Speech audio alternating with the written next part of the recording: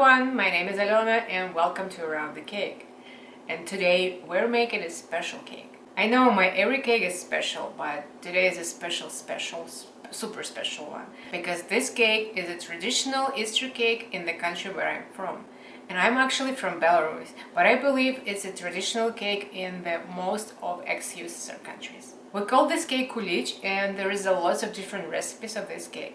You know, it was funny back in the days. It was kind of competition between housewives, between bakers, whose cake was better, whose recipe was better. And we don't bake just one cake, we bake a lot of them. Even after Easter holiday, people come back to work and they bring their cakes and they share it in the offices. And it's like, you gotta try my cake. Oh my god, what is your recipe? This is the best cake I ever had.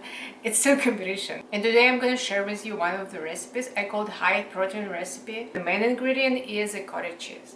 And you know, the cottage cheese here is a little bit different than in Belarus. But I've tried it and it works and it's still good. It's really good. Trust me, my husband just texted me and he said it's really good. He had it for lunch. Melt the butter in the microwave and set it aside. Next, we're gonna blend our cottage cheese. You can use a bullet blender like I'm using on the video or immersion blender. We want nice and creamy texture with no cottage cheese grains. Whisk the eggs with brown or white sugar. It's your cake, you choose. Start with lower speed and increase speed while whisking. We need this foamy texture with lots of air bubbles. Add the butter and beat until it's creamy. Add the cottage cheese and a pinch of baking soda. And here we go, I can see the lumps in my batter. Cottage cheese grains, but that's okay. A little bit of imperfection doesn't hurt.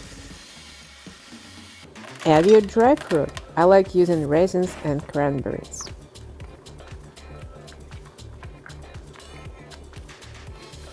Yeah, I've tried the butter and it's really good.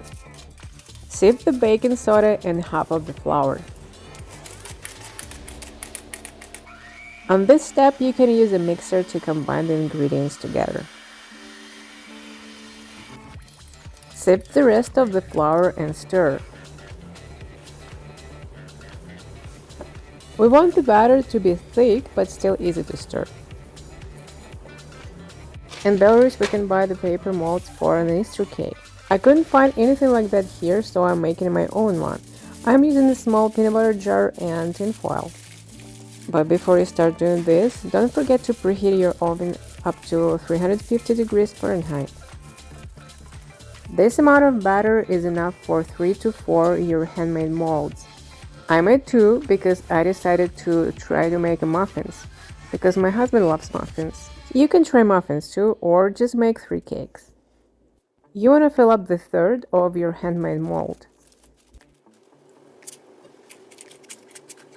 And here's my muffins. Honestly, I had no idea what I was doing here because it was my first time I was using this batter for muffins. And spoiler, they turned out fantastic.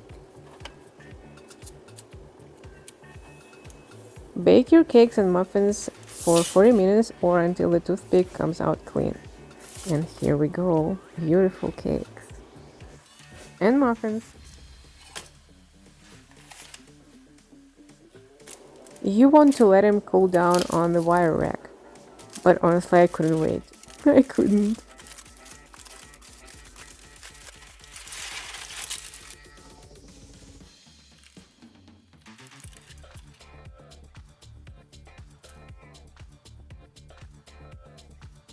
And look at those beautiful cakes. They're nice and fluffy. And you can see this white spot. There's a cottage cheese grain, but that's okay. They're still so good. And what about muffins?